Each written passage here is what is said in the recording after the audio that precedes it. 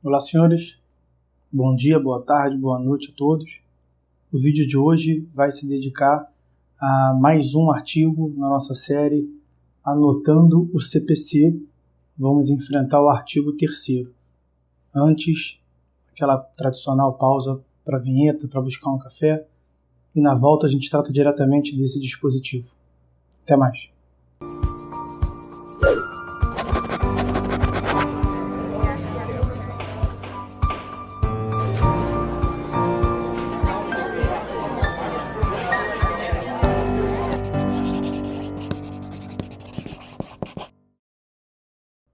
Bom, senhores, conforme adiantado, o vídeo de hoje se dedica à análise do artigo 3º do Código de Processo Civil em nossa série Anotando o CPC.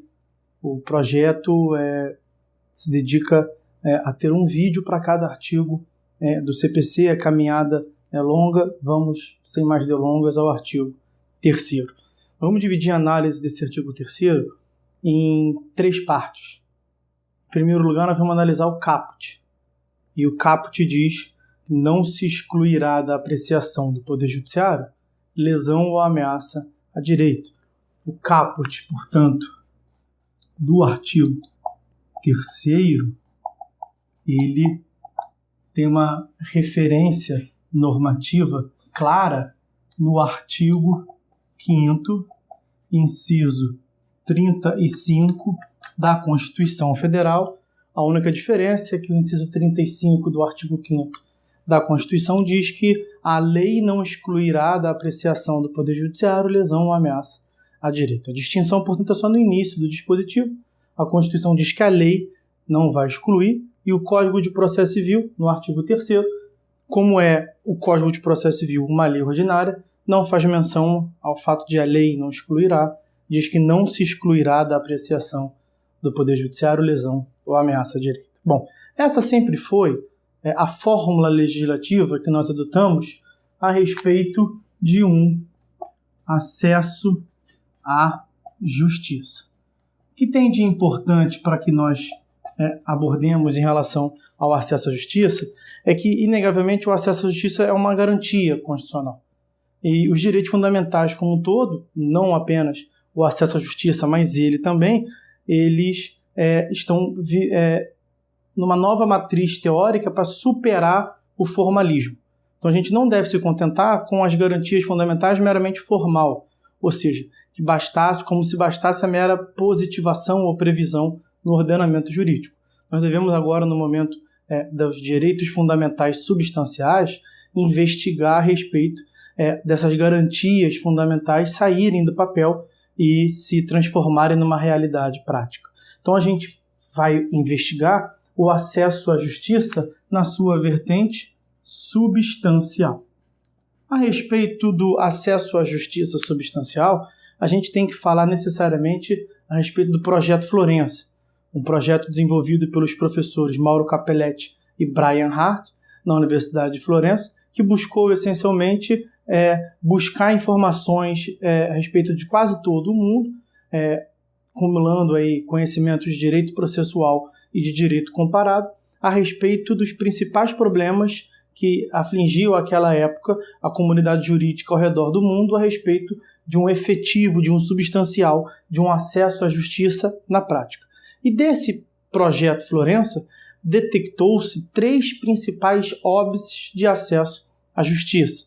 Então, a gente dessa análise desses obstáculos, desses óbices de acesso à justiça que nós vamos falar, portanto, em 3 ondas renovatórias. Em um primeiro lugar, devemos reconhecer o óbice econômico. Identificou-se também o óbice procedimental e, por último, o óbice relacionado aos direitos coletivos. Então, basicamente, detectou-se que a justiça é cara e isso atraía uma dificuldade do ponto de vista econômico, o acesso à justiça dos hipossuficientes econômicos, o acesso à justiça dos pobres. Aqui entre nós podemos falar do benefício da justiça gratuita, da instituição da Defensoria Pública como órgão do Estado próprio para tutelar de uma tutela jurídica ampla aos hipossuficientes econômicos. Podemos falar de alguns procedimentos especiais gratuitos, como juizado especial cível e tudo mais. O óbice procedimental basicamente detecta a necessidade da gente tratar alguns procedimentos especiais que possibilitem, por exemplo, uma prestação mais ágil da justiça, concentrando os atos processuais, encurtando, tornando o procedimento um pouco mais célere, mais concentrado, para a prestação de uma tutela jurisdicional para causas de diminuto valor econômico ou para causas sem muita complexidade jurídica e por aí vai. A respeito dos direitos coletivos, detectou-se a necessidade de um mecanismo próprio, de uma seara própria do direito coletivo, já que àquela altura o individualismo próprio do Estado liberal dificultava uma tutela jurídica de interesses meta-individuais. Tá? Então, com base nesses três óbices, desses três obstáculos, a gente desenvolveu alguns diversos institutos jurídicos processuais para solucionar. A respeito também desse acesso à justiça substancial, a gente deve ter em mente que a preocupação não se restringe a um acesso propriamente dito, a forma como se entra no Poder Judiciário, mas devemos também investigar a forma como a gente sai do Poder Judiciário. Ou seja, quando a gente busca, quando a gente recebe o serviço que nós solicitamos, a prestação do serviço público de acesso à justiça, o que a gente leva do Poder Judiciário é a tutela jurisdicional. Então, o acesso à justiça substancial preocupa-se também com a forma como nós saímos do Poder Judiciário.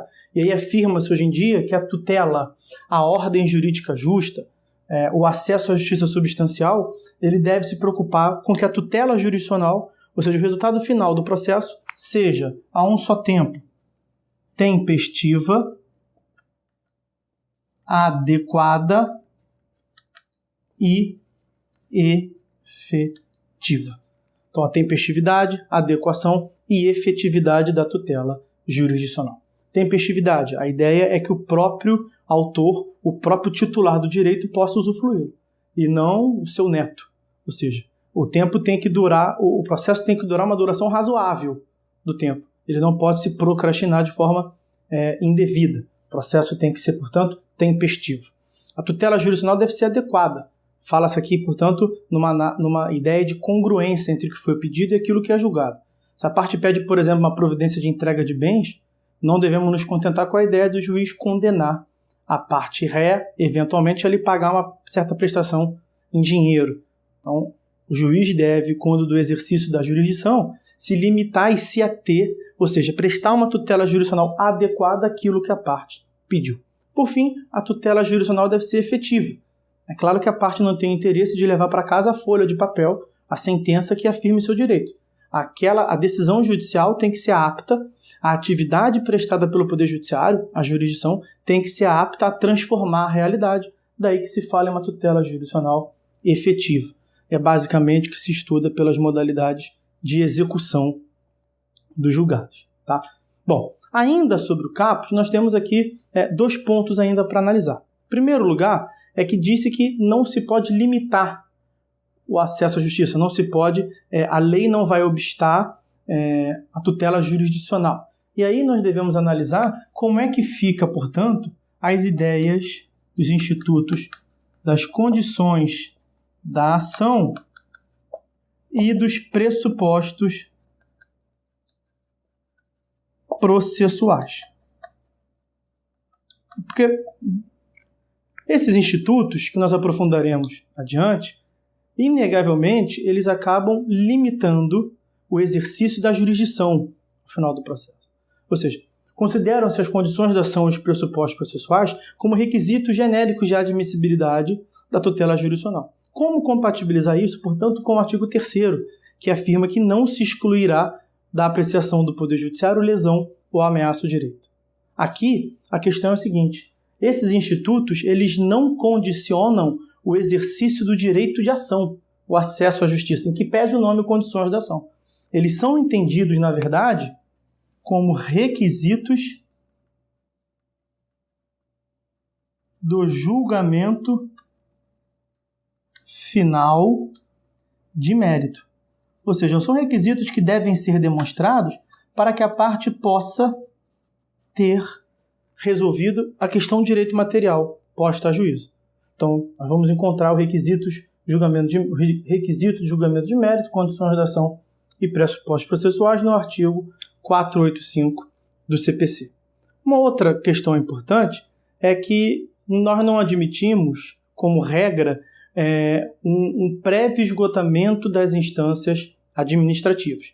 Nós temos uma exceção prevista na Constituição, que é a hipótese da justiça desportiva, e é bom destacar um julgamento recente do STF a respeito da necessidade do esgotamento da instância do INSS a respeito especificamente das questões previdenciárias. E aí não seria propriamente aqui uma restrição prevista em lei, mas enquadraríamos isso como uma das condições da ação, mais especificamente o interesse e necessidade. A parte tem que demonstrar a necessidade de ir a juízo. E para demonstrar a necessidade, ela deve demonstrar, portanto, que tentou obter o benefício previdenciário na via administrativa e não tendo conseguido, portanto, a via judiciária vai abrir suas portas. Tá bom? Bom, como eu disse, são 3 tópicos a respeito desse dispositivo. O parágrafo 1º vai nos dizer o seguinte, olha lá, parágrafo 1º do artigo 3º. É permitida a arbitragem na forma da lei. E uma disposição parecida nós vamos encontrar no artigo 42, também que veremos em outro vídeo. Mas então é permitida a arbitragem na forma da lei. Mais uma vez, com relação à arbitragem, destacar que ela é regida pela Lei 9.307 de 96.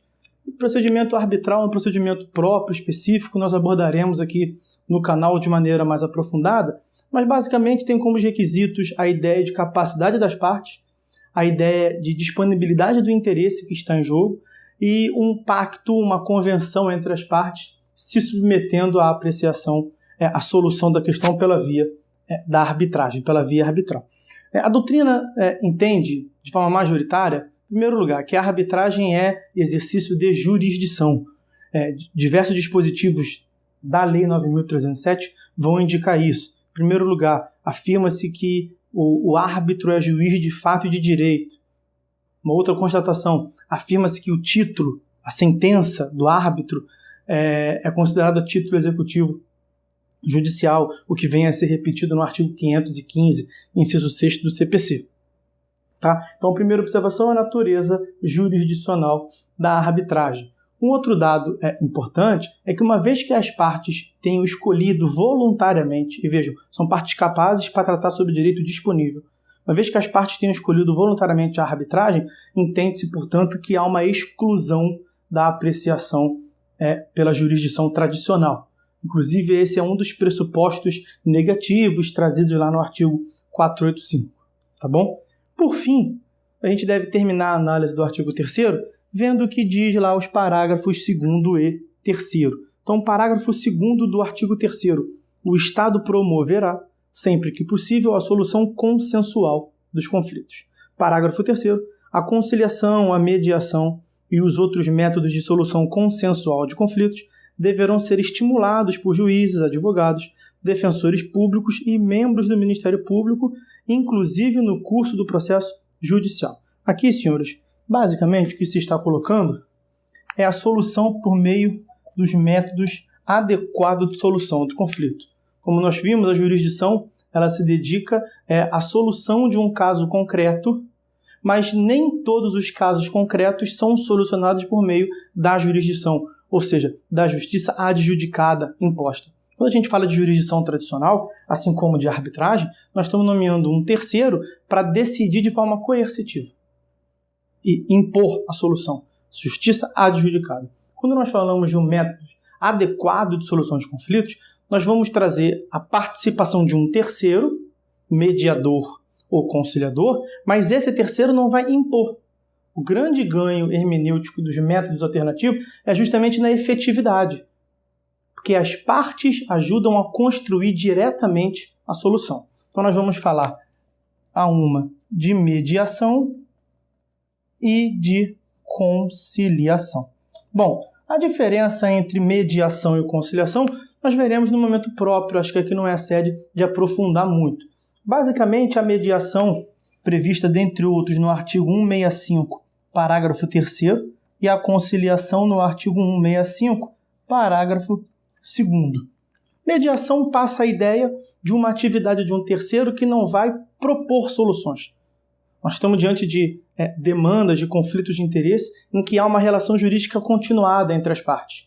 E justamente por conta desse vínculo, é ainda mais importante que as próprias partes cheguem por elas próprias à solução do conflito. Basicamente, conflito de família, conflito de vizinhança, algo desse gênero. Quando nós falamos em conciliação, nós temos a participação de um terceiro imparcial que não vai decidir de forma adjudicada, como o juiz e o árbitro, mas não vai ser tão passivo como o mediador. Então vai ser um terceiro que vai propor soluções, dependendo aí, portanto, de uma aquiescência, de uma concordância das partes. Na conciliação, ao contrário da mediação, não há um vínculo prévio e continuativo entre as partes. Então a conciliação é indicada para situações esporádicas, que as partes não têm um convívio prévio nem vão manter um convívio posterior. Para encerrar de vez a análise do dispositivo, somente o destaque de que a resolução do CNJ número 125 de 2010, ela trata justamente dessa prioridade, desse estímulo que os sujeitos processuais como um todo devem dar a esses métodos alternativos de solução do conflito. Então, na resolução 125 do CNJ, nós vamos encontrar a política pública nacional de métodos alternativos. Vamos ver ali, por exemplo, a previsão de uma Semana Nacional de Conciliação. São diversas políticas públicas relacionadas a uma tentativa, a um estímulo de um método alternativo de solução do conflito. E o destaque final é que esses métodos adequados de solução de conflito e a arbitragem não retiram a ideia de um acesso à justiça substancial. Muito pelo contrário. O acesso à justiça substancial deve ser entendido como algo maior do que a prestação da tutela jurisdicional pelo modo tradicional, pela decisão convencional de um juiz de direito a respeito de um caso concreto. Tá bom? Então fiquem todos com Deus, espero que tenham gostado. Uma análise um pouco mais aprofundada do acesso à justiça substancial, próprio do artigo 3º. Espero que vocês tenham gostado, portanto, me ajudem, por favor, a compartilhar a informação desse vídeo, curtam esse vídeo, dê um joinha aí, por favor, se inscreva na nossa página no Facebook, se inscreva no nosso canal do YouTube, justamente para ajudar e estimular a propagação desse conhecimento, dessa informação jurídica gratuita. Forte abraço a todos e até a próxima.